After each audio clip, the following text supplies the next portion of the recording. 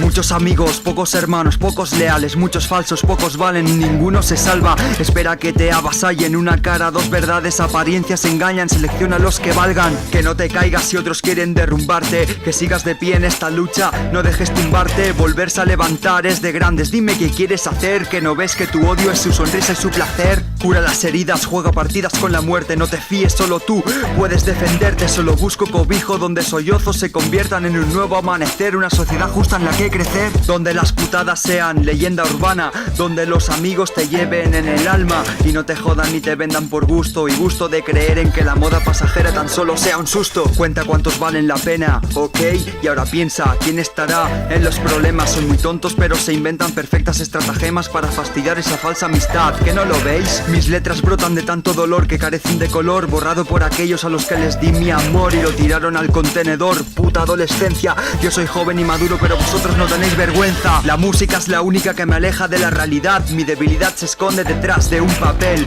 Soy trastorno pero me llaman Joel, uno de los pocos que entiende el concepto humildad. Seguimos en el lío aguantando cual leones, ser libre o joderse, ya no quedan más opciones. Todas las opiniones me las paso por los cojones, si te deja tu novia es porque ya no le pones. Grabo y violo este sonido casero, mal grabado pero con sentimientos, no hay peros. Pero espera que llega el rapero, que lo sepas, tu respeto me lo paso por los huevos. Soy un estratega en este juego, hermano, dame tus letras y no me des la mano, que quiero poder decir que estoy sano. No quiero que me pegues mierdas y tampoco que me pases tu alma de toyaco, como en las discotecas voy a saco.